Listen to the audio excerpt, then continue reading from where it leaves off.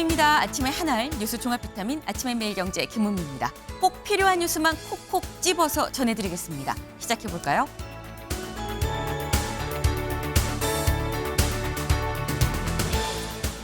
네, 서울신문 1면입니다. 국힘 빅4 확정이다. 찬탄 둘에 반탄 둘이었다라는 거죠. 어제 저녁 7시 국민의힘의 대선 경선 8명의 후보들 중 최종 4명이 추려졌습니다. 빅4가 확정이 됐는데 대체 누구냐? 김문수, 한동훈, 홍준표 그리고 안철수였다라는 거죠. 그래서 찬탄 둘에 반탄 둘 2대2 구도가 만들어졌다라는 겁니다.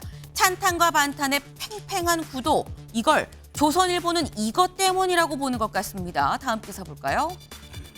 조선일보입니다. 윤 비판 여론이 국민의힘 1차 경선을 갈랐다라고 조선일보는 지금 얘기를 하고 있습니다. 그러니까 이른바 윤석열 신당 추진 논란이 안 후보를 선택하게끔 도와준 거 아니겠느냐라고 조선일보는 지금 보고 있는 것 같아요. 근데 정말 그런 건지 아닌지는 잠시 뒤에 대담으로 좀 짚어보겠습니다. 다음 기사 볼까요? 동아일보입니다. 이재명 공공의대 설립해 필수의사 양성하겠다라고 밝혔습니다. 지금 14개월이 넘도록 정말 극단으로 지금 치달았죠. 이 의대 정원 문제 사실상 지금 현재 백지화가 된 상태입니다. 그렇다고 수업도 정상화되지 않은 상태죠. 대통령이 누가 되든지 간에 일단 되면 이건 빨리 시급하게 해결을 해야만 되는 그런 문제인 건데 이재명 후보 어제 공약으로 공공의대 설립을 얘기를 했다라는 겁니다. 학비 전액 지원해서 대신 이후에 10년 동안 이 공공기관 보건소 등등에서 의무 복무하도록 하면 되지 않겠느냐라고 얘기를 했다라는 거예요. 네. 근데 관건은 이 안에 의협이, 전공의가, 의대생들이 이걸 어떻게 반응을 하느냐, 받느냐, 마느냐 이게 문제가 될 수 있는 거겠죠. 근데 의료개혁 공약을 내면서 사실상 경선이 아니라 본선을 향해서 따박따박 지금 이재명 후보 걸어가고 있는데 이런 이재명 후보한테 어제 이런 소식이 전해졌습니다. 다음 기사 볼까요? 한겨레입니다. 이재명 선거법 사건 대법 전원 합의체로 곧바로 첫 심리에 착수했다라는 거죠. 네. 어젠 이 대법원이 이 이재명 후보의 선거법 이 사건 재판부를 배당을 하기로 예정이 돼 있었던 날입니다. 그런데 이 처음에 2부에 배당합니다. 이게 대법원 4명으로 이 결성된 2부에 배당합니다라고 결정이 난 직후에 조희대 대법원장이 이거 전원 합의체로 올리겠습니다라고 얘기하고 즉시 첫 번째 심리까지 바로 들어갔다라는 거죠. 속도가 갑자기 굉장히 빨라졌다라는 겁니다. 이례적인 속도전, 이걸 어떻게 봐야 되는 거냐. 이 얘기도 잠시 뒤에 대담으로 좀 짚어보겠습니다. 다음 기사 볼까요? 매일경제입니다. 관세 폭풍 강타 IMF 올해 한국 성장률 1%에 그칠 것이다 라는 전망이 나왔습니다. 네, 지금 국제통화기금 IMF가 관세 폭풍 전 세계를 휩쓸고 있는데 이 폭풍에 올해 대한민국의 성장률이 1% 정도밖에 안 될 것 같아요 라고 얘기를 했다라는 거죠. 그런데 불과 3개월 전인 1월에는 한 2%는 성장할 것 같은데요 라고 얘기를 했었던 IMF가 이번엔 거기서 딱 반토막 1%밖에 안 될 것 같은데요 라는 전망을 내놨다라는 겁니다. 특히나 주요국 중에서는 상당히 이 가장 큰 타격을 우리나라가 받았다라는 평가를 받고 있다라는 거죠. 어제 새벽에 오늘 새벽인 거죠. 이 최상목 경제부총리가 워싱턴 DC에 도착을 했죠. 그래서 곧 이 한미 관세 협상이 시작될 예정입니다. 부디 좀 협상에 진전이 있길 좀 기대를 해봅니다.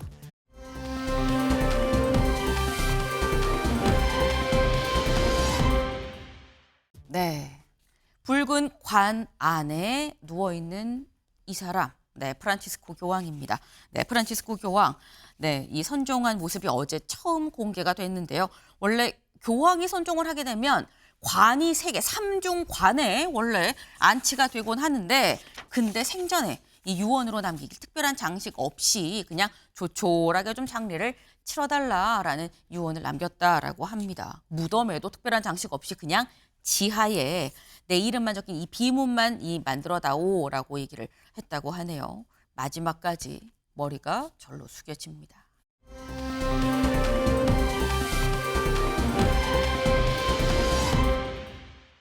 오늘은 제가 눈길 가는 기사를 갖고 와봤습니다. 같이 볼까요? 이겁니다. 유심 정보 털린 SKT 2,300만 개인정보 다크웹에 팔리나라는 게 오늘 저희 눈길 가는 기사입니다. SK텔레콤이 해킹 공격을 받아서 고객 개인정보가 유출이 됐습니다. 이 어떤 이 개인정보냐? 보통 유심 칩이라고 하죠. 유심. 이 핸드폰을 보통 사시면 그 뒤에 조그맣게 손톱만한 칩을 하나씩 넣어주는데 그 칩에 들어간 정보들이 해킹이 돼서 유출이 됐다라는 겁니다. 근데 SKT 쓰시는 분들 많죠.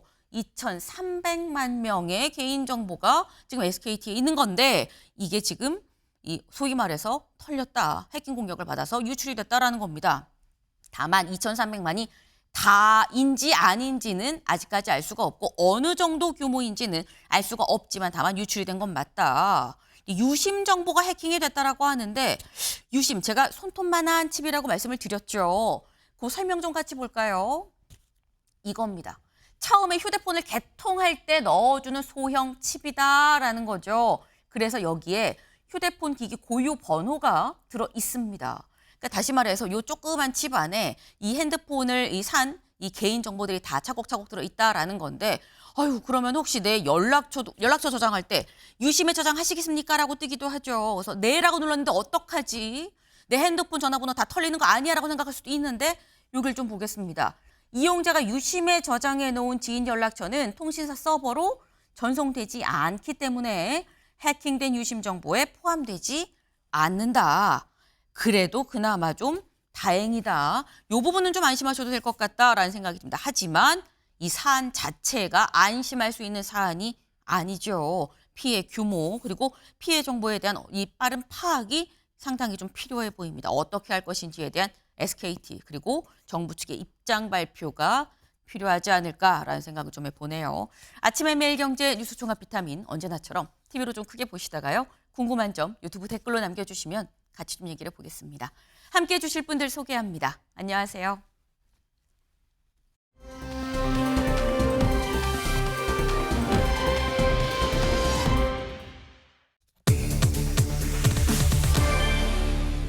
(2대2입니다) 무엇이 2대2냐 볼까요?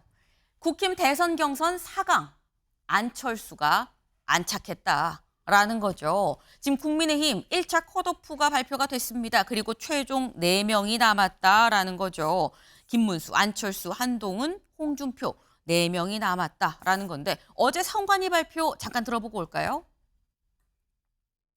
경선 결과에 따라 다음과 같이 2차 경선 진출자 4인을 결정하였습니다. 그럼 후보 성명을 가나다 순으로 말씀드리겠습니다. 김문수, 안철수, 한동훈, 홍준표 2차 경선에 진출하신 분들께 축하의 말씀을 드립니다. 네, 총 4명의 후보가 남았습니다. 누구부터 또 이름을 얘기하느냐도 굉장히 민감한 사안이에요. 기억, 니은, 디귿 순으로 얘기를 한다라고 얘기를 하죠. 그래서 김문수, 안철수, 한동훈, 홍준표 후보 4명이 남았다라는 겁니다. 그런데 세계일보는 순서를 살짝 바꿨어요.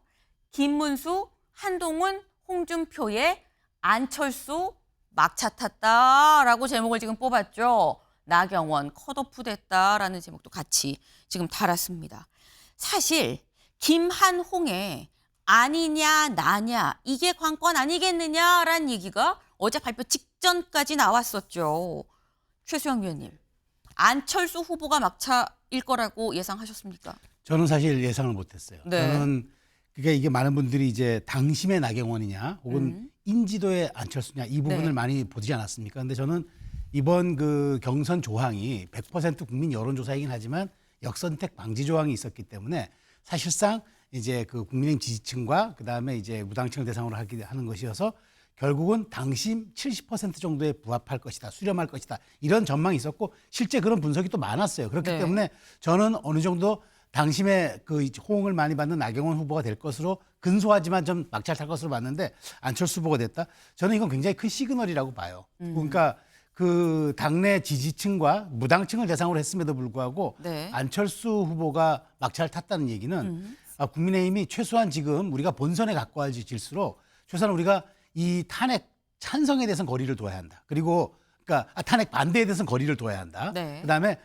계엄의 바다를 건너서 정말 중도 민심을 확장해서 결국은 본선으로 가야 하는 그런 후보를 찾는 게 급선무다라고 판단한 것 같아요. 그러니까 이게 예선에서 본선으로 가까이 갈수록 저는 이제 그 당에 수렴하는 후보보다 민심에 가까운 후보가 자꾸 이제 선정되는 그런 일종의 말하자면 경쟁력 효과가 저는 있을 거라고 저는 예측했기 때문에 네. 사실은 그럼에도 불구하고 저는 파이널 컷은 이제 뭐 그 한동훈 정도 대표, 한동훈 후보나 안철수 후보 같은 이제 찬탄파 중에서 한 명, 그다음에 반탄파 중에서 한 명 정도 갈 것으로 봤는데 어쨌든 안철수 후보가 들어온 거는 지금 결국 본선이 가까워질수록 우리가 민심에 부합하는 후보를 고르는 게 맞다라는 당원과 무당층의 전략적 판단이 작용했던 결과가 아닌가. 그게 신호를 보내고 있다고 저는 봅니다. 근데 그럼 이렇게 짧게 요걸 좀 추가로 좀 여쭤볼게요. 지금 말씀처럼 지지층과 무당층만을 대상으로 했는데 안철수 후보가 들어갔다라는 거죠. 네. 이 얘기는 그럼 당심이 이 당심이 예전에 이 생각해서 우리가 예측했었던 거랑은 좀 다르게 당심이 좀 변하고 있다라고 봐야 되는 건지 아니면 중도층이 상당히 많이 응답을 했다라고 봐야 되는 건지 어떻게 봐야 되는 건가요? 저는 후자로 보고 있어요. 왜냐하면 전략적 선택이라 그랬잖아요. 네. 그러니까 당심은 일종의 이게 RDD, 그러니까 그러니까 지금 무작위 추출 방식이기 때문에 정치 고관여층들이 응답을 합니다. 그러다 네. 보면 당심이 어느 정도 한 것으로 봐요. 그런데 무당층에서 이렇게 가서는 안 된다라고 생각하면서 전략적인 선택을 마지막에 해줬다. 그 수혜를 안철수 후보가 입을 가능성이 크다고 저는 후자에 가깝다고 분석합니다. 무당층이 상당히 많이 좀 응답을 했다, 결정을 내려서 그게 안철수 후보의 어떤 수혜로 이어진 것 같다라고 좀 말씀하셨는데 이 윤경호 의원님은 그러면 안철수 후보가 나경원 후보 말고 안철수 후보가 들어간 거에 대해서는 어떻게 보십니까? 뭐 비슷한데요. 지금 응답자가 4,000명이라는 거잖아요. 네. 5개 여론조사 업체. 이 중에 기계적으로 예를 들어서 절반 했다 치고 네. 국민의힘의 당원은 조직화돼 있는 표니까 김문수 후보라든지 아니면 한동훈, 홍준표에게 이미 갈 만큼 갔다. 실제 마지막 치러진 여론조사에서 보면 새 후보가 한 20% 정도에 근접하게 가까운 지지율 네. 보였잖아요. 그리고 네 번째가 안철수 후보였기 때문에 저는 안철수 후보가 혹시 되지 않을까 했는데 중요한 건 이렇게 조직화된 표는 이미 지금 얘기한 새 후보, 특히 윤석열 대통령 전 대통령을 지지하는 네. 심지어 계엄 찬성까지 의견을 얘기하는 극단적인 세력들, 그들은 김문수라는 후보에게 이미 갈 만큼 갔고 이제 지지층, 그러니까 국민의힘 지지층 중에는 거의 의견 표시할 만큼은 다 된 상황이라면 남은 중도 중에서 나경원이냐 안철수냐인데 네. 저는 나경원 후보의 이 중도층이 보기에는 이재명 민주당 후보를 정말 극단적으로 비하한 드럼통 그 하나가 상당히 큰 영향을 끼치지 않았을까. 그리고 또 하나는 윤 어게인 이런 신당 얘기 이런 것들이 그런 중도층에게는 지금 최수영 의원이 얘기하신 것처럼 국민 여론은 국민들이 다수가 바라는 건 이게 아닌데 네. 그러면 보수가 잘못하면 괴멸되는데 이런 것들이 반영돼서 안철수를 선택하지 않았을까 저는 그런 분석을 한번 해봅니다. 네. 그럼 지금 두 분이 공통적으로 중도층의 선택 일고 안철수를 끌어올린 거다. 4강으로 진입할 수 있도록 해줬다라고 말씀을 지금 하셨어요. 일단 그렇게 해서 최종 지금 4명의 후보가 선출이 됐죠. 근데 안철수 후보가 들어간다면 이럴걸요? 라고 얘기한 사람이 있습니다. 누구냐? 천하람 개혁신당 원내대표 얘기 잠깐 들어보고 오실까요? 안철수 후보가 올라가는 결과가 나오면 한동훈 후보가 조금 그래도 해볼만하다 희망을 가져볼 수가 있고요. 오.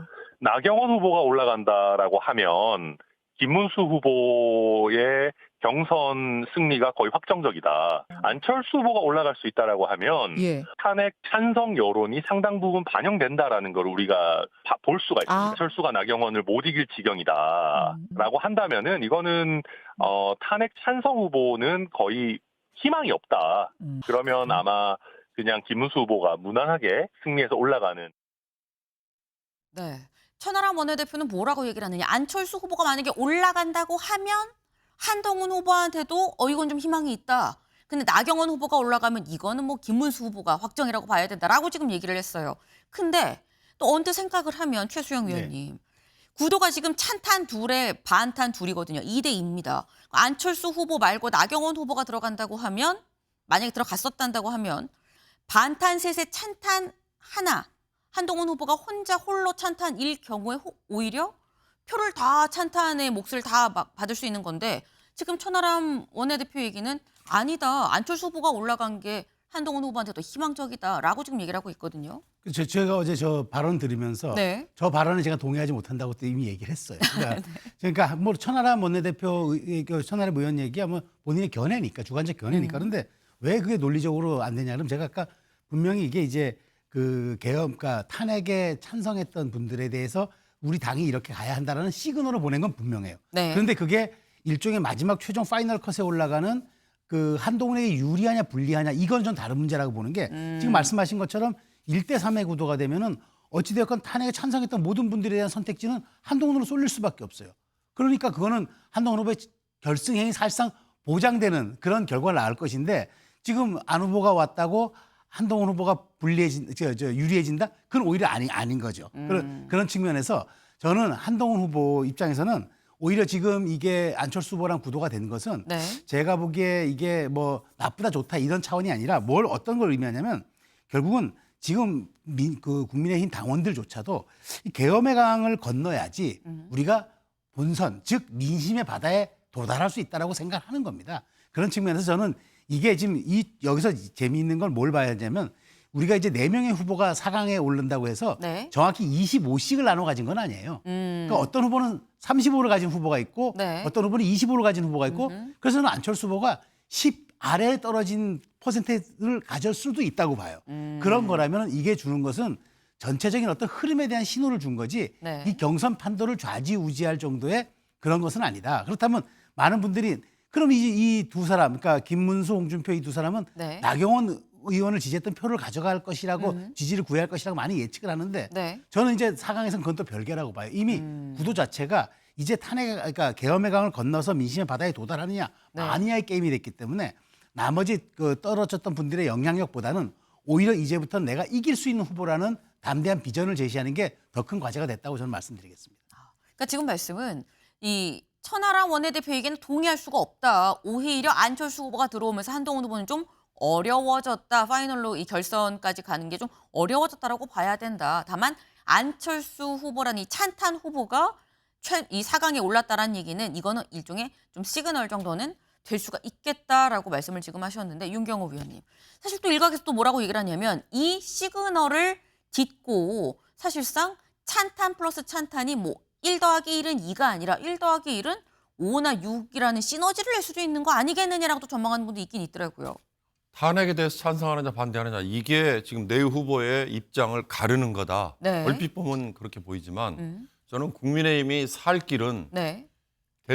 전 대통령이 행사한 계엄령이라는 이 초법적인 위헌적인 이 사태에 대해서 찬성하느냐 반대하느냐 이걸로 모여져야 된다는 생각이 들어요. 이제 2차에서의 선출 방법은 당원 투표 50%, 일반 국민 여론조사 50%잖아요. 네. 일반 국민 여론조사 50%에서는 아마 계엄령 행사에 대해서 반대가 일반 여론조사에 보면 많다라고 이미 나와 있잖아요. 지난번 윤석열 전 대통령에 대해서 4월 4일 헌재가 탄핵을 인용했을 때 많은 국민이 환호를 하고 과반 이상의 여론조사에서 잘 됐다라고 얘기하는 거에서 그게 반영이 돼 있었죠. 그러나 국민의힘의 당원들은 다른 생각을 할 수 있다. 그렇다면 그래가지고 과연 본선에 가서 나는 계엄령조차도 충분히 행사할 수 있는 거라고 생각한다. 그래서 난 찬성한다. 라고 지지하는 후보로 내세웠을 경우, 최종 후보로 내세웠을 경우 마지막 본선에서 먹힐 거냐.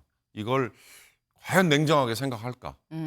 그런 점에서 보면 지금은요. 핵심은 탄핵 찬성이냐 탄핵 반대냐. 이건 이미 끝난 게임이었잖아요. 끝난 게임이잖아요.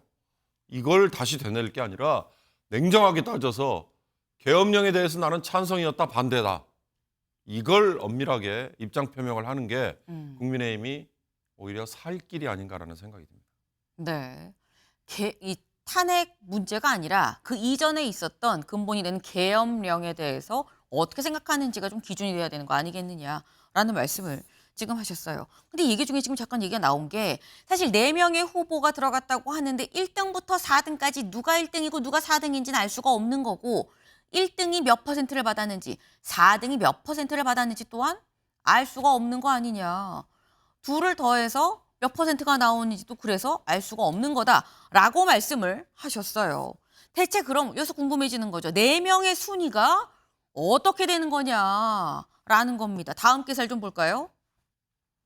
네, 김안, 한, 홍, 국민의힘 4파전이다. 네. 다 알고 있는데 이 기사 왜 또 보는 거야? 하실 수 있는데 요 안에 요 부분을 좀 보려고 합니다. 여기 밑줄 같이 볼까요?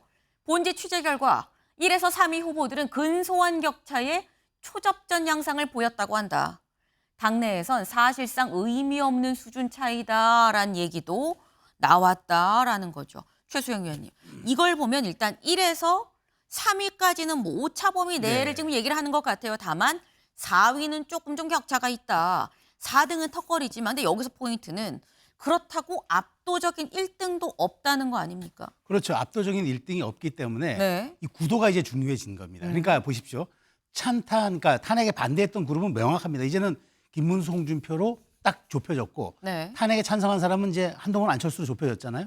그렇게 되면 이제 최종 경선에 그럼 올라갈 사람은 어떻게 이 민심과 여론조사에서 당심을 또 흡수해낼까 이거잖아요.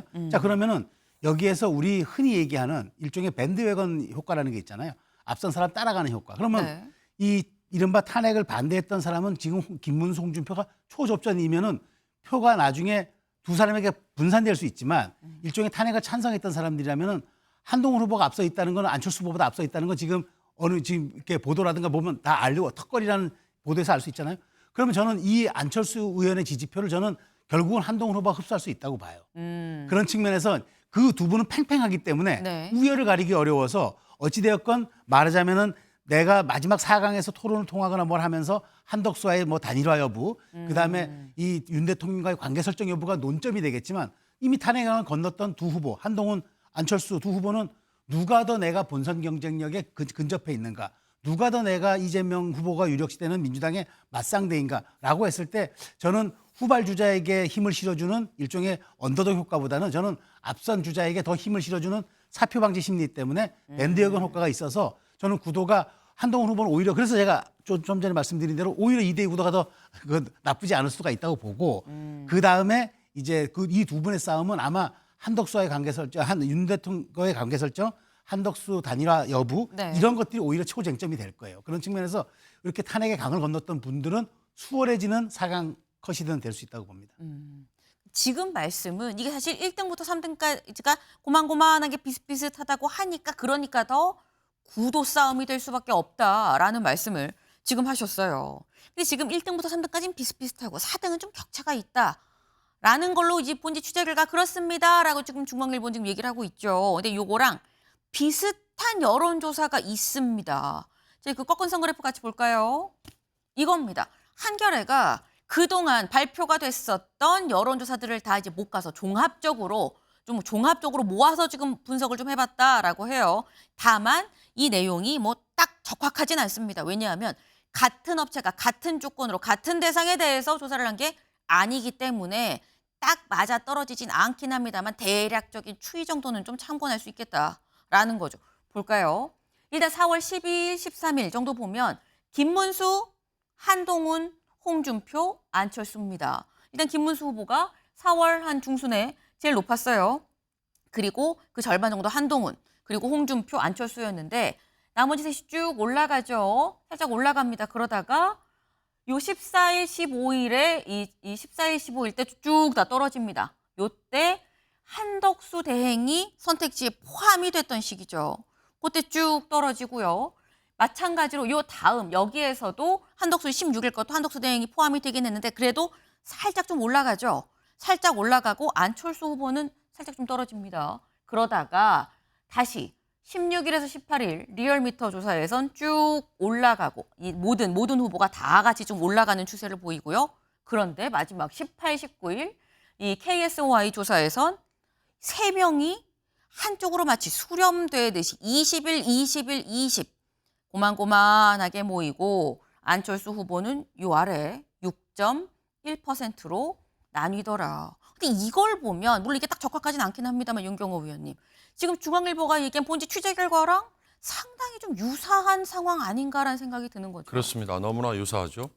그런데 저기에는 큰 두 가지 변수가 작용을 했죠. 하나는 지금 살짝 설명이 들어 있습니다만 한덕수 권한대행이 선택지에 포함되는 시점, 네. 그 언저리부터 이를테면 제가 보기에는 14, 15일 저 언저리부터라고 보이는데 압도적인 1위로 올라있던 김문수라는 후보가 근 10%포인트 정도의 수직 하락. 저건 한독수라는 대안이 저 응답자들에게 눈에 보였기 때문일 거라는 생각이 들고요. 또 하나는 중간에 느닷없이 튀어나왔지만 윤 어게인 신당 발표 운운하는 이 두 가지 변수는 뭐냐. 국민의힘의 절대적인 지지층. 또 하나는 윤석열 전 대통령에게 맹목적인 후원을 보내는 층. 심지어 탄핵 아니라 개헌마저도 계엄마저도 네. 계엄령마저도 그게 뭐가 문제야? 오히려 행사할 수 있는 거 아니야라고 찬성을 하는 쪽. 그 세력들의 목소리가 저렇게 크게 출렁출렁거린 거 아닌가. 그런 점에서 여전히 저는 이제 29일 만약에 과반수 투표 나오면 끝나는 거고 아니면 5월 3일까지 가잖아요. 네. 여전히 이 국민의힘의 지금 경선에는 한덕수 권한대행의 출마 여부 이거와 그다음에 또 하나 지금은 잠복해 시켰지만 윤 어게인 신당이라는 이 두 가지. 이 두 가지 다 뭐예요? 극단적인 지지를 보내고 있는 윤석열 전 대통령에 대해서 맹목적인 지지를 보내고 있는 세력들 그들의 목소리이기 때문에 저는 그게 이렇게 과연 출렁거리는 이걸 네. 좌우했듯이 전략적 선택까지도 그들이 할 건가. 그렇다면 결과는 상당히 의외로도 나올 수 있을 것 같다. 그러나 결론은 그렇다고 해서 그럼 본선 경쟁력이 있을까. 왜냐 국민 여론을 보면 이번 계엄령 사태가 대선을 초래하게 만든 가장 결정적인 거잖아요. 네. 그런데 국민의힘이 윤석열 전 대통령과 선긋기를 하지 않고도 본선 경쟁력을 어느 후보가 된들 가질 수 있겠느냐 이런 의문을 당연히 제기할 수 있겠죠. 네. 그러니까 지금 두 가지를 말씀해 주셨어요. 이른바 변수 두 개, 한덕수라는 변수 그리고 윤어게인, 그러니까 이 윤석열 신당이라는 변수 이 두 가지가 어떻게 전략적으로 같이 버무려져서 움직여지느냐에 따라서 드라마틱한 어떤 다른 변화가 있을 수도 있고 아니면 지금 같은 추세가 그냥 쭉 갈 수도 있는 거 아니겠느냐라고 말씀하셨거든요, 최수영 의원님. 우리가 지금 여기 데이터에서 주목해봐야 할 부분이 하나 있어요. 뭐냐면 네. 마지막 리얼미터 에너지경제신문에 나온 16, 18 추세예요. 네. 요때가 언제냐면 윤석열 신당이 가장 뜨겁게 뉴스화됐던 시기입니다. 16, 18일이. 이때 모든 후보들이 다 상승합니다. 네. 27, 19, 17점. 그 조금 좀 14, 15에 떨어졌던 거에 2, 3일 사이에 쭉 올라가요. 네. 이게 바로 윤석열 신당에 대한 보수 지지층의 거부감입니다. 이게 원래 대선의 법칙은 대선에서 승리 법칙은 이렇습니다. 넓히면 이기고 좁히면 죽는데 네. 이거는 좁히는 길이잖아요. 말하자면 윤석열 신당이 나오면 국민의힘은 어떻게 합니까? 내란 종식 네 글자를 벗어날 수 없습니다.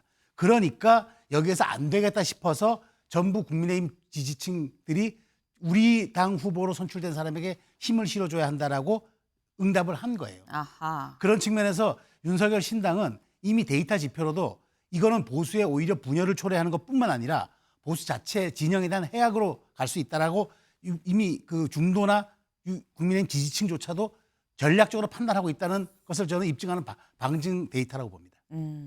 윤석열 신당 얘기가 나오니까 오히려 국민의힘 후보들에 대한 각 지지가 다 일제히 다 같이 좀 상승한 거 아니겠느냐. 다 같이 올랐다는 얘기는 다른 당 말고 국힘을 뽑아야 돼라는 어떤 이 지지층 결집이다라고 또 해석을 해주셨어요. 네.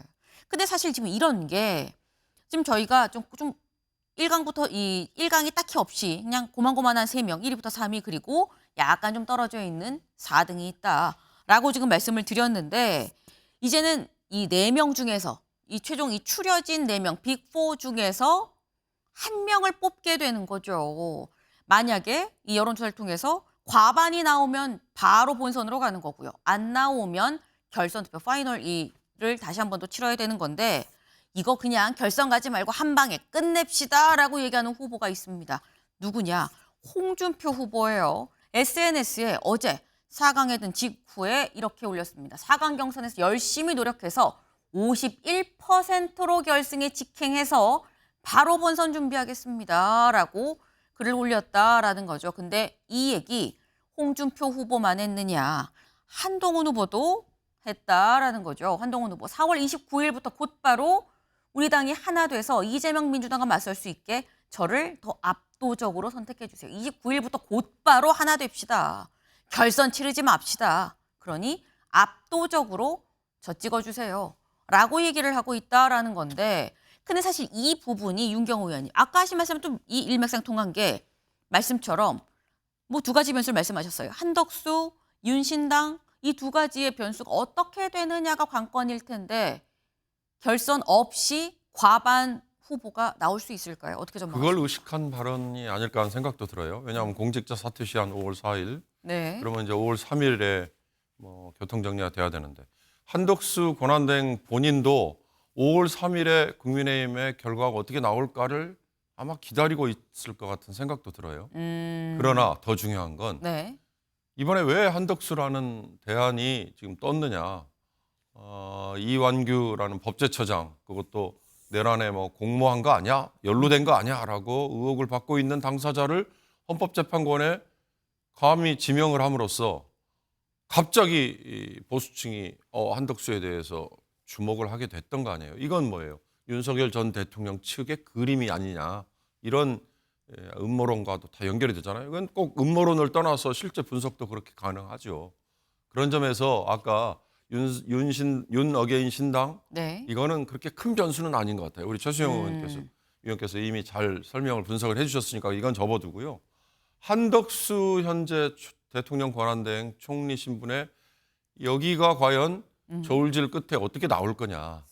이걸 지금 국민의힘 쪽도 굉장히 의식을 하고 있는 거 아니냐. 그래서 바로 29일에 51%라는 압도적인 지지로 끝내주십시오라는 호소를 하는 게 바로 그걸 의식한 홍준표나 한동훈은 이미 자기 세력들이 있는 사람들이잖아요.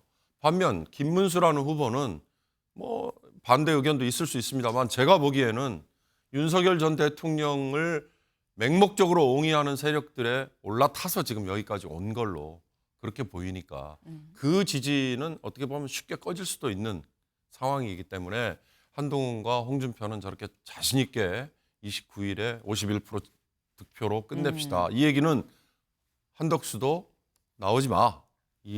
그 메시지를 전 담은 걸로 그렇게 아하. 해석합니다. 네. 그냥 결선 없이 쭉 갑시다. 한 방에 뽑아주세요라는 얘기인즉슨 한덕수 대행 나오지 마라는 얘기의 다른 표현이 아니겠느냐라고 말씀을 하셨어요. 그 지금처럼 뭐 윤어게인 신당 이건 뭐 그렇게 큰 변수가 되지 않을 수 있어요라고 말씀하셨어요. 다만 한덕수 대행이 어떤 판단을 내리냐가 좀 중요한 거 아니겠냐라고 말씀하셨는데 사실 한 대행의 변수 말고 이 부분도 있긴 합니다. 다음 기사 볼까요?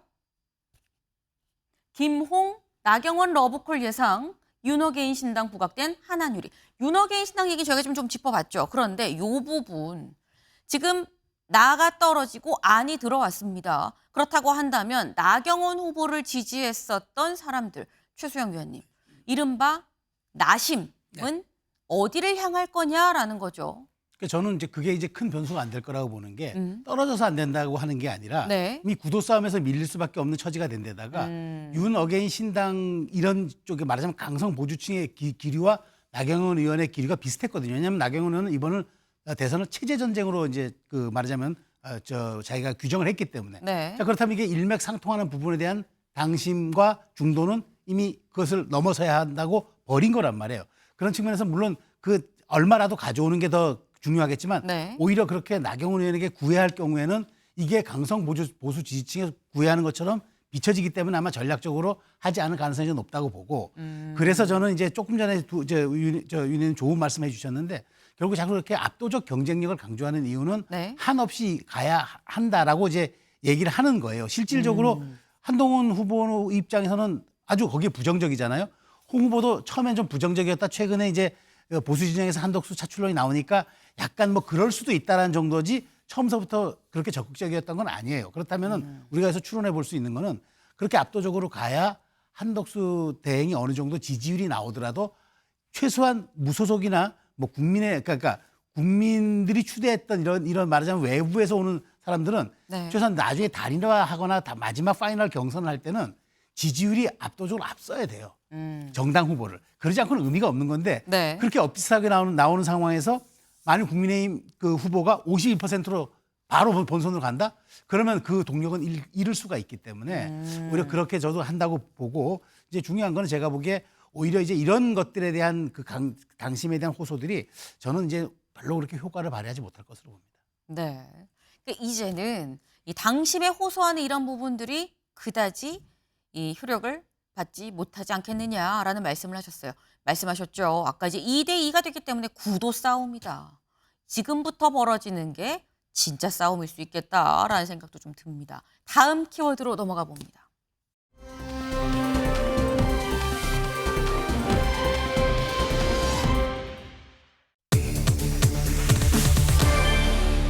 다음 주? 네. 다음 주에 대체 무슨 일이 있나 보겠습니다.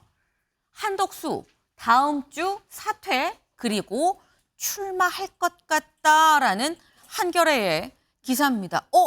한덕수 대행이 뭐라고 얘기를 했나 싶은데 여길 좀 보겠습니다.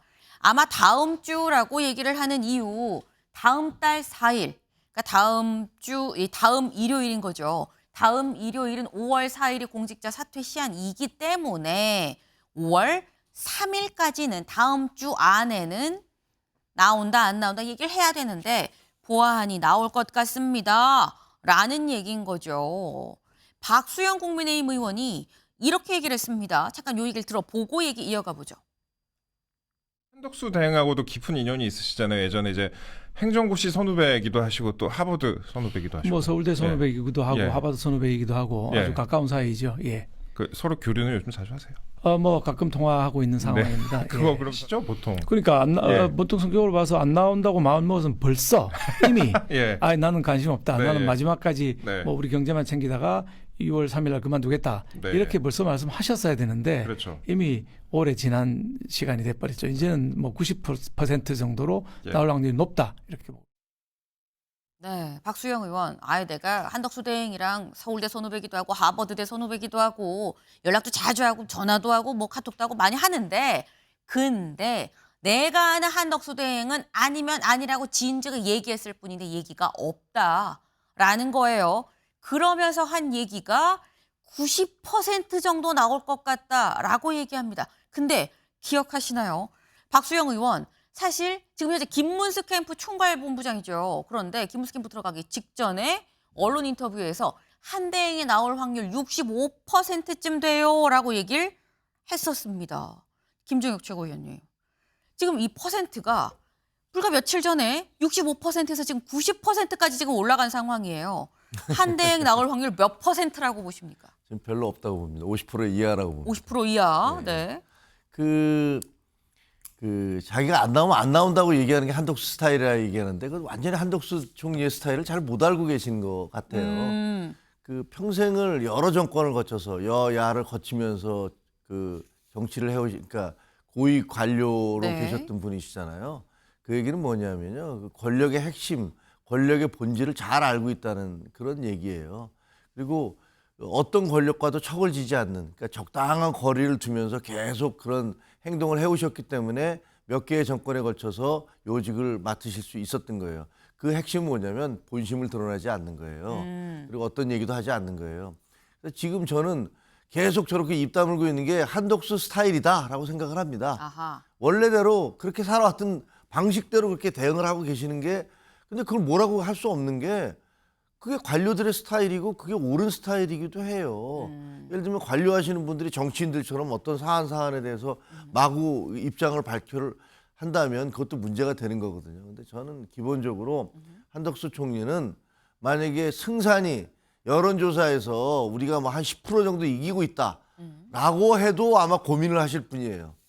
근데 지금 탄핵에 대한 이게 결국 우리 탄핵 때문에 탄핵이 된 것으로 인해서 치러지는 선거인데 네. 더구나 이제 정권 교체에 대한 요구가 훨씬 높은 이 시점에서 본인이 나가서 질 가능성이 매우 높은 그런 시점에서 거기다가 몸을 던진다? 제가 보기에는 거의 가능성이 없는 얘기입니다. 그리고 이재명 대표에 대해서 잘 아시는 분일 거예요. 이재명 대표가 선거에서 예를 들면 경선에 나가든가 뭐 혹은 나가서 졌을 때 그 이후에 후유증이 그 후폭풍이 어떻게 불어올지를 본인이 누구보다 잘 아시는 분이기 때문에 저는 별로 옆에서는 계속 부추기고 있지만 네. 가능성 별로 없다 이렇게 봅니다. 지금 약간 전격적인 퍼센트가 나왔어요. 50%도 안 된다. 거의 없다라고 지금 전망을 내놓으셨는데 아니다. 나는 100%라고 본다. 라고 말하는 분도 있습니다. 누군지 직접 들어보시죠. 저희는 나온다는 확신범입니다. 100% 확신범입니다. 그것도 5월 3, 4, 5일경에 그런 액션이 있지 않겠냐는 확신을 가지고 움직이고 있습니다. 그러면 그 확신은 어디서 나오는 거죠? 여러 가지 증거가 있습니다. 그러나 여기서 노 코멘트 하겠습니다.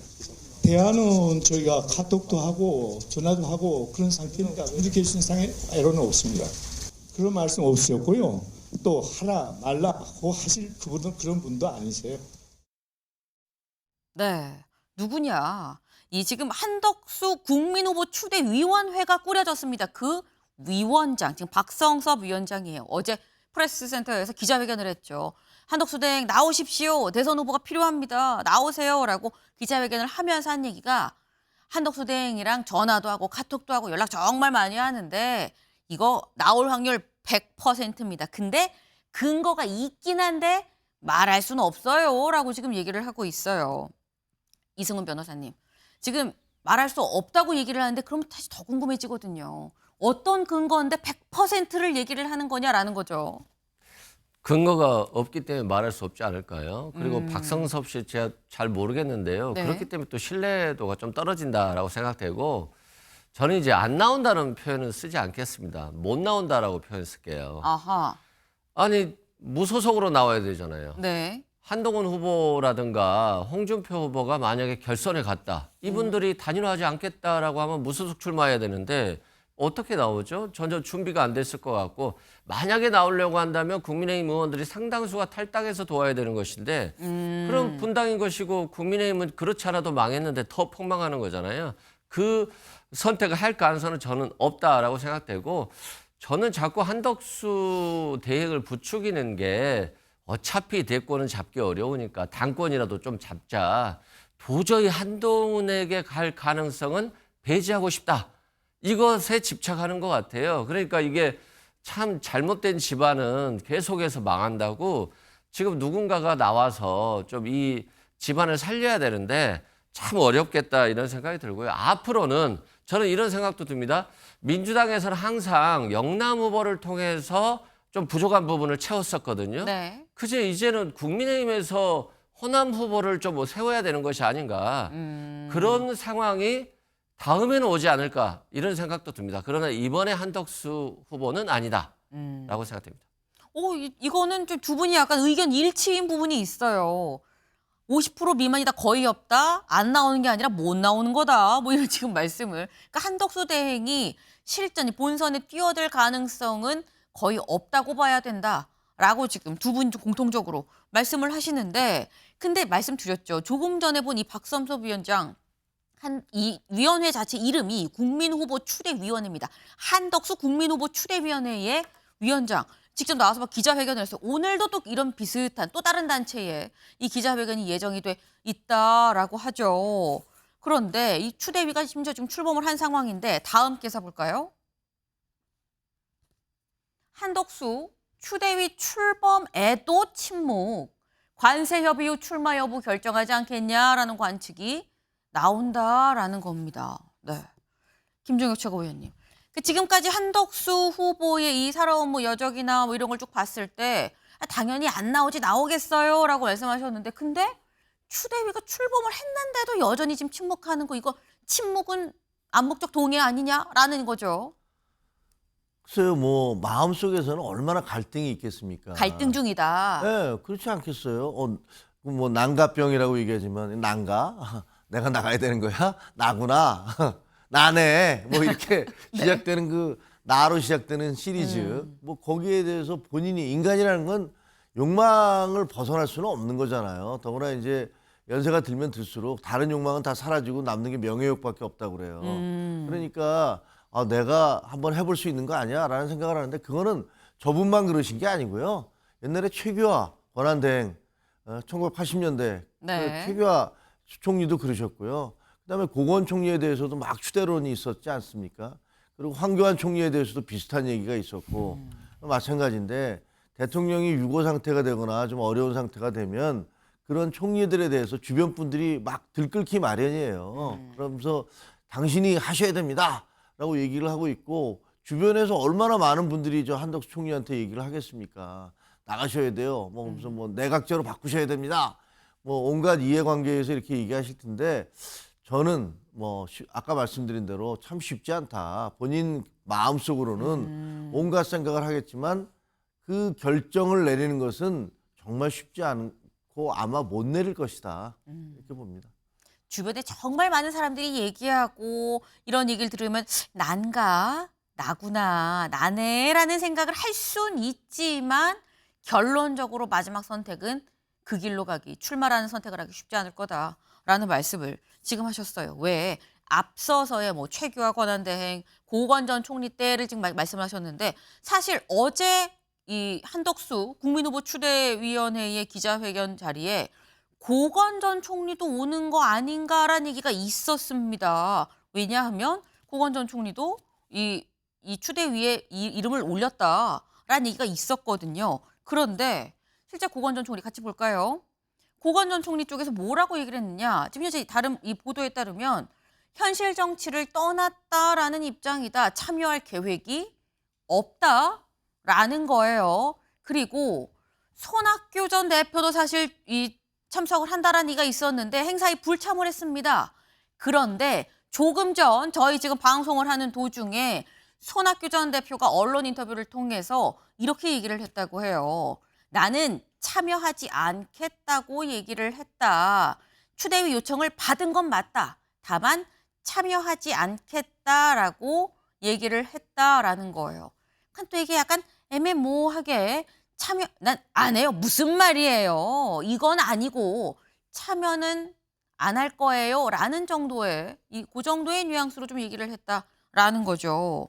그럼 이걸 보면 지금 사실 이게 이성훈 변호사님 한덕수 대행의 추대위가 어제 기자회견도 있고 오늘도 또 다른 또 그룹이 또 뭐 기자회견 한다고 하고요. 그럼 우후죽순으로 굉장히 많은 그룹이 다 하세요라고 얘기하고 있다는 건데 이게 또 실체가 또 어느 정도 되는 건가라는 생각이 들기도 합니다. 그렇죠. 그 발언을 한 사람에 대한 좀 신뢰도가 있어야 되는 거잖아요. 근데 갑자기 국민 추대위라고 해서 잘 알지 못하는 사람이 나와서 추대해달라, 나와달라라고 하는 것 자체로 신빙성 인정하기 어렵잖아요. 그리고 바이든 전 대통령이 왜 중도 사퇴했죠? 너무 고령이다.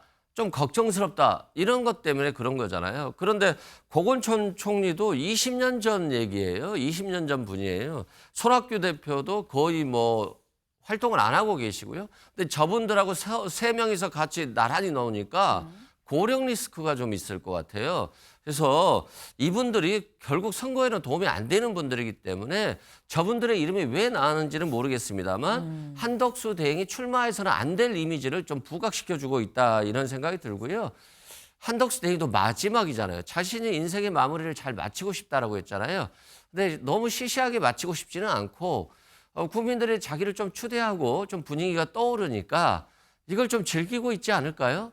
그리고 한덕수 대행이 또 트럼프와의 협상 과정에 있어서 저 안 나갈 건데요. 라고 협상을 하면 누가 협상을 받아주겠습니까? 대화 상대로도 인정되지 않기 때문에 여러 가지를 고려해서 한덕수 대행이 입장 표명을 안 하고 있는데 결국 5월 4일인가요? 그때는 출마 안 하는 걸로 확정되지 않을까 싶습니다. 네. 결국 출마 안 하는 걸로 5월 4일에는 명확하게 입장이 나올 수밖에 없다라고 말씀을 하셨어요. 근데 이 한덕수 대행의 출마를 두고 홍준표 후보가 이런 얘기를 했습니다. 이 얘기 잠깐 들어보고 올까요? 출마 촉구하시는 분들이 전부 민주당 분들인데, 그렇죠? 근데 민주당 사람들이 우리 도와주려고 한덕수 출마 촉구를 했겠습니까? 상식적으로 한번 생각해요. 나는 그거 보고 한덕수 출마시켜가지고 이재명하고 단일화하려고 하는 거 아니냐, 그런 생각을 했습니다. 네, 홍준표 후보 한덕수 대행 나오는 거에 대해서 계속 맞지 않다라는 취지로 좀 얘기를 하고 있죠. 근데 이런 홍 후보에 대해서 아까 저희 잠깐 봤었던 한덕수 뭐 국민 후보 추대위 위원장 박성섭 위원장도 이렇게 얘기를 했습니다. 들어보고 오시죠. 회보의 세력과 진정한 보수의 세력 간의 전투이기 때문에 각 적진 앞에서 분열되는 현상은 있을 수 없을 거고 또 분열하겠다고 준동을 하면 저희는 그걸 막을 수 있는 힘이 있어요. 홍준표 씨가 예를 들면은 나 끝까지 간다. 지금 그러고 있거든요. 끝까지 가보라고 했어요. 가지는가. 네. 홍준표 후보가 끝까지 간다고 얘기하는데 한번 가보라고 하세요. 가지는가. 라고 지금 얘기를 하고 있습니다. 아까 살짝 얘기가 나온 게 김종혁 최고위원님. 그러니까 만약에 지금 요 얘기 이제 4명 중에서 홍준표 후보와 지금 얘기를 하는 거니까 홍준표 후보가 만약에 후보가 된다고 해도 본선 후보가 된다고 해도 홍준표 후보가 나 단일화 안 할 건데 하면 끝 아니야라고 아까 이승훈 변호사께서 말씀하셨는데 한번 끝까지 가보라고 해서 가지는가라고 지금 또 얘기를 하고 있거든요. 저는 코멘트에 대해서 저희가 이렇게 얘기하는 것 자체가 별로 아무 의미가 없다고 생각을 하거든요. 이게 무슨 의미가 있는 거죠? 그러면서 진정한 보수 세력 대 퇴보 세력의 뭐 싸움이라고 그러는데 아니 언제부터 한덕수 총리가 그렇게 진정한 보수 세력이셨어요. 여러 정권에 걸쳐서 이 정권 저 정권에서 그걸 뭐라고 그러는 거 아닙니다. 공무원들은 그냥 임명되면 하는 거예요.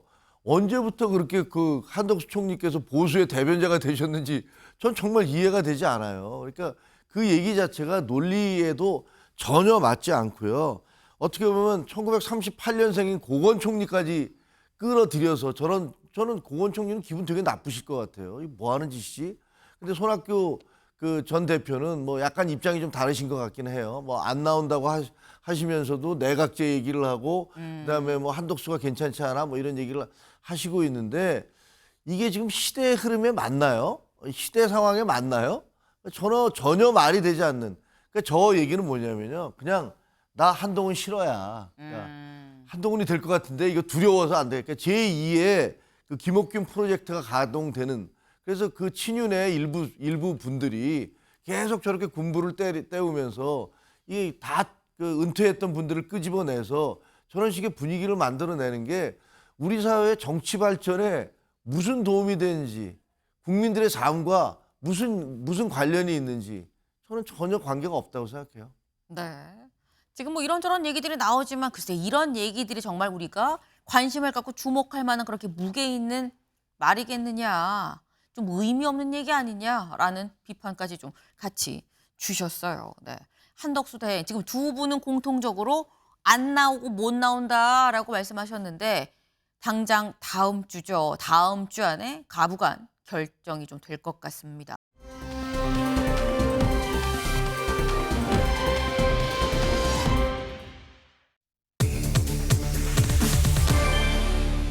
뜻밖의 속도전입니다. 무슨 얘기인지 기사같이 보시죠. 이재명 선거법 사건 대법 전원 합의체로 곧바로 첫 심리에 착수했다라는 거죠. 이재명 대표 1심에서 일부 유죄, 2심에서 무죄가 난 선거법 사건 이제 대법원에 갔습니다. 대법원 어제 이제 재판부가 이제 배당이 될 거다라고 얘기가 됐었는데 처음에 2부예요라고 얘기가 나왔는데 한 2시간쯤 지나서인가요? 전원 합의체로 회부됐다라는 얘기가 바로 나왔다라는 거죠. 그리고 바로 그냥 그날 이어서 첫 심리까지 쭉 갔다라는 겁니다. 근데 이게 이승훈 변호사님 이렇게 전원 합의체로 되고 난 다음에 그러니까 소부 2부로 이 결정이 되고 난 다음에 전원 합의체로 바로 한 2시간 만에 가고 그런데 그날 바로 심리에 착수한 사례가 있었나 싶거든요. 굉장히 빠른 건 맞아요. 네. 좀 의아한 부분은 좀 있긴 있어요. 그렇지만 원칙적으로는 법원 조직법상 네. 대법원 전원 합의체에서 하는 게 원칙입니다. 그런데 사건이 너무 많잖아요. 사건의 부담을 줄여주기 위해서 소부를 둔 거거든요. 네. 그래서 4명의 재판관으로 구성된 소부에서 먼저 결정하게 하고 이들이 의사가 다 일치하면 소부에서 그냥 판결합니다. 그런데 의견이 일치하지 않거나 또는 규칙이나 명령이 헌법 법률에 위반된다거나 또는 아주 국민적인 관심사이거나 판례를 변경할 때 이런 경우는 판사 4명이 결정한다는 건 좀 무리잖아요. 그럴 때 이제 전원합의체로 다시 가는 건데 네. 이 경우는 소부에 가자마자 바로 왔기 때문에 그쵸. 왜 이렇게 빨리 갔어? 라고 생각하는데 아마도 이재명 후보가 뭐 민주당의 대선 후보가 되는 건 거의 확실시되고 있잖아요. 그리고 며칠 있으면 선거운동이 시작되고요. 네. 그런데 대법원에서 이 사건을 막 가지고 있다? 뭔가 언제 결정날지 모른다. 이런 불안감이 온다라고 한다면 국민들도 불안하잖아요. 그래서 아마 대법원 전원 합의체라고 하는 무게감 있는 부에서 결정하겠다라고 네.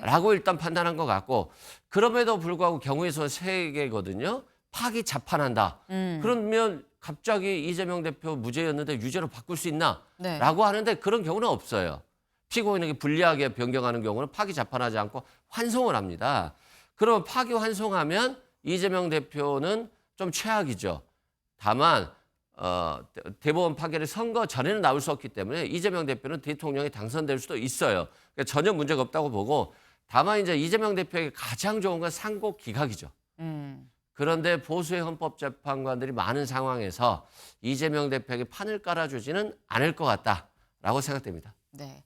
약간 전반적인 총론을 쫙 지금 한번 해주셨어요. 이 얘기를 좀 차근차근 좀 짚어가 보겠습니다. 일단 이례적으로 좀 속도가 빠른 건 맞긴 맞는데 사안이 대법원에서 봤을 때 전원 합의체로 갈 법한 좀 중요한 사안이다. 왜냐하면 이재명 대표가 지금 뭐 거의 이 지금 제1야당 지금 이 대선 후보가 거의 확정적이기 때문에 이 사안을 그냥 이 소부로 두는 거는 이 대법원 쪽에서 좀 부담이 될 수 있는 사안일 수 있다라고 말씀을 하셨습니다. 다음 기사를 좀 볼까요? 근데 지금 이례적으로 바로 전원합의체로 좀 갈 수도 있는데 소부 갔다가 바로 지금 전원합의체로 올렸다라는 거죠. 불과 몇 시간 만에. 대법원장이 직접 결정 총대를 좀 맨 것 같다라는 거죠. 그래서 대선 전 선고 여부에 촉각. 지금 말씀하신 것처럼 생각보다 속도가 빨라도 굉장히 지금 빨리 쭉쭉쭉 진행이 되고 있습니다. 그런데 전원합의체로 올린 거 조희대 대법원장이 직접 이거 올립시다라고 결정을 했다라는 건데 그렇다고 하면 김종혁 최고위원님. 조희대 대법원장은 내심 대선 전에 이 사안을 좀 매듭을 지어야겠다라는 의중이 있다는 거냐라는 겁니다. 솔직히 말씀드리면 네. 국민의힘 입장에서는 이재명 대표에 대해서 대법원이 유죄 판결을 내려서 파기환송을 하든가 자판을 하든가 뭐 이래서 선거에 못 나오게 하면 그러면 굉장히 저희로서는 좋죠. 근데 그게 가능할 것이냐? 저는 불가능하다고 봅니다. 객관적으로 보면 대법원이 예를 들어서 어떤 결정을 내려도 이것은 선거에 크게 영향을 미치게 돼요. 예를 들면 대법원에서 그래 2심 판결이 맞아 무죄야 네. 라고 얘기를 하면 그러면 그것은 이재명 대표를 당선시키고 손들어 주는 거 아닙니까? 그렇게 내리거나 반대로 이 사람 문제가 있어 유죄야. 그래서 다시 파기환송을 했어요. 네. 1심이 맞는 것 같아 라고 다시 돌려보냈어요. 이것도 선거에 엄청난 영향을 미치잖아요. 그러면 아마도 굉장한 정치적 소요가 벌어질 거예요. 그렇기 때문에 대법원이 그런 결정을 할 수 있을까?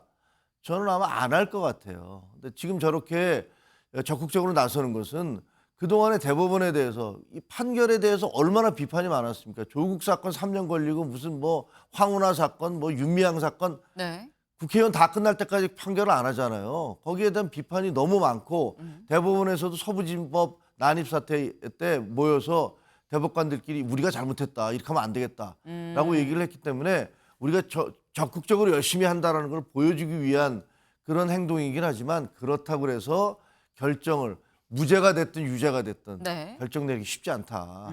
왜? 선거 때기 때문에. 네. 오히려 선거 때기 때문에 선거 전에 빨리 결정을 내는 게 더 쉽지 않다. 현실적으로 좀 어려운 거 아니겠느냐 말씀하셨어요. 지금 두 분이 얘기하시면서 여러 가지 좀 가능성들이 유죄일 때 무죄일 때 얘기가 지금 나오고 있죠. 그 시나리오를 좀 같이 볼까요? 네. 지금 일단 뭐 대선 전에 나온다면이라는 겁니다. 만약에 이 대선 전에 뭐 안 나올 가능성이 좀 높다라고 말씀하셨는데 여러 가지 가능성이 있어요. 일단 만약에 무죄가 나온다고 하면 그러니까 뭐 이 사실상 이 2심을 그냥 그대로 준용을 하는 거죠. 기각입니다. 이 경우에는 사법 리스크가 이 선거법 관련한 사법 리스크가 해소가 될 수 있는 거겠죠. 그런데 만약에 유죄 판단으로 내린다고 한다면 유죄 취지의 파기환송이 있을 수 있고요. 그리고 파기자판, 그러니까 대법원에서 그냥 바로 이 기존의 이 판단을 깨고 무죄라고 그냥 선고를 내리는 파기자판이 있을 수도 있다라는 겁니다. 근데 파기환송이 된다 그러면 다시 한번 이 재판부의 판단을 받아봐야 되는 건데 이게 대선 전에 나오냐, 대선 후에 나오냐. 여기도 또 그러니까 상당히 지금 가지가 한두 개가 아니에요. 유죄냐, 무죄냐, 유죄면 파기환송이냐, 파기자판이냐, 파기환송이면 대선 전에 나오냐, 후에 나오냐. 상당히 많은데 지금 일단 김정혁 최고위원께서는 대선 전에 안 나와요 라고 말씀을 하신 거고 이승훈 변호사님은 어떻게 보십니까? 저도 뭐 김종혁 선배님하고 같고요. 오늘 두 분이 같이 네, 의견 일치가 상당히 뭐 많습니다. 변호사 하셔도 될 것 같은데요. 네. 일단은 무죄 판결 나오는 게 민주당 입장에서 가장 좋죠. 사법 리스크가 완벽하게 해소되는 거니까요. 그런데 보수의 헌법재판관들이 이재명 대표에게 그런 정도 수준의 판을 깔아주지는 않을 것 같아요. 그렇기 때문에 일단은 지연될 것 같고 파기환송을 하는 경우에는 네. 환송이 되면 서울 고법으로 가는데 굉장히 시간이 많이 걸려요. 그러면 이재명 대표가 대통령에 당선되고 나서 재판은 중단될 가능성이 있기 때문에 의미 없는 것이 되는 것이고요. 대선 전에 선고하는 것도 불가능하고요. 또 파기재판도 마찬가지로 무죄를 유죄로 만드는 경우는 없어요. 피고인에게 불리한 것이기 때문에. 그래서 파기환송만 가능할 뿐이고 대법원에서 어떻게 형량을 정하겠습니까? 그래서 저는 아마도 대법원에서 신속한 것처럼 보이기 위해서 어떤 절차는 빨리 진행하지만 실제 판단은 하지 않고 선고 이후에 미룰 것이다라고 생각됩니다. 네. 그러니까 지금 말씀에 지금 대법원 구성이 다 보수로 지금 좀 구성이 돼 있어서 뭐 그렇게 민주당이 유리하게 안 해줄 걸요라고 지금 말씀을 하셨죠. 다음 기사를 좀 볼까요? 네. 선고 시점 그리고 어떤 내용으로 나오냐에 따라서 대선 판도에 큰 영향이 있을 수밖에 없다라는 건데 여길 좀 보겠습니다. 지금 현재 대법원 전원 합의체 구성을 좀 보면 지금 조희대 대법원장이 있고요. 그 밑에 쭉 뭐 이홍구, 오경미, 오석준, 서경환 쭉 해서 마지막 가장 최근에 지금 임명된 마용주 대법관까지 쭉 있습니다. 그런데 지금 현재 이 전체 한 14명이에요. 14명인데 조희대 대법관 일 제외하고 지금 다 분홍색이죠. 그리고 하늘색은 이 둘입니다. 이홍구, 오경미 둘만 진보로 분류가 되고 나머지는 중도 보수 성향이다. 그렇기 때문에 대선 전에 이 대선 전에 결과가 나올지 안 나올지 모르겠지만 민주당이 좀 불리한 이 대법원 구성 아니겠느냐라고 말씀하셨는데 여기에는 김정혁 최고위원님 동의하십니까? 구성 자체는 민주당이 좀 불리하다. 그러니까 이제 그 대법관이든 헌법재판관이든 진보와 보수가 어떤 임명을 했든 간에 네. 그들은 법관이에요. 법적 기준에 의해서 판단을 해야 되고 그렇게 안 하면 그 사람들은 파면돼야 돼요. 근데 우리는 자꾸만 언론이나 그 정치권에서는 이 사람들 누가 임명했으니까 이 사람은 우리 편이라고 판사를 이렇게 자기 편으로 몰아세우는 것 자체가 저는 옳지 않다고 생각을 해요. 그렇게 돼서도 안 되고요. 그래서 지금 뭐 대법원 전원 합의체의 구성이 뭐가 됐든 간에 헌법재판소가 됐든 대법원이 됐든 다 우리 헌법 질서를 지키기 위한 기관들이에요. 그리고 그분들의 독립성을 인정을 해줘야 되는 거고요.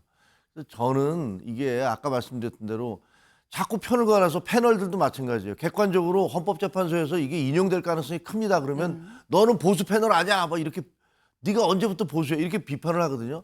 객관적 사실을 이럴 가능성이 높다고 얘기해줘도 네. 그걸 다 편가르기를 하는 게 우리나라가 돼버렸어요 지금. 이런 거 아니고요. 제가 보기에는 아까 말씀드린 제 개인 견해입니다. 네. 힘듭니다. 쉽지 않아요. 이재명 대표를 만약에 보수에서 이기려면 네. 선고가 아니라 선거로 이겨야 됩니다.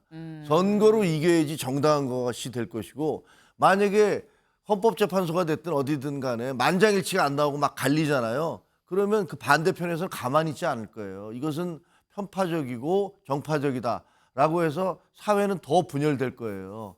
우리가 어떤 모든 문제 해결하는 것은 결국은 선거로 하는 수밖에 없다. 그런 생각을 합니다. 네. 국민의힘에서 이재명 대표를 이기는 건 선고가 아니라 선거로 이겨야 된다. 그리고 자꾸 이렇게 나누는 거 이거 맞느냐. 다 한 명 한 명 개개별 대법관이고 헌법재판관이고 그런데 왜 자꾸 헌재와 대법관을 정치적 성향에 따라서 분류를 하는 것이냐. 8대0 만장일치 나오지 않았느냐라는 뭐 이런 말씀을 또 하셨어요. 뭐 원칙적으로 맞는 말이죠. 근데 이 부분은 좀 다른 게요. 법관은 법과 양심에 따라 판단하는 거잖아요. 근데 양심이 제각각이세요. 대법원 판사들도 마찬가지고 헌법재판소도 마찬가지고요. 아무래도 임명권자의 의중을 조금 들을 수밖에 없다라고 생각되고 그래서 헌법재판소에서 당연히 8대0인데 5대3이라고 하는 것들이 흔들리고 시간이 지연되지 않았습니까? 대법원도 마찬가지라고 봐요.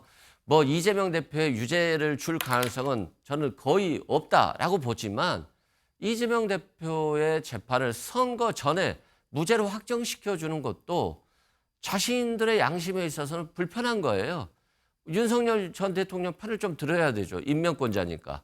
그런 측면에서 저는 6월 3일 선거 이후에 선거를 해야 되지만 선거 이후에는 이재명 후보가 대통령이 될 가능성이 아주 높기 때문에 그때는 재판이 중단될 것이다 라고 저는 생각됩니다.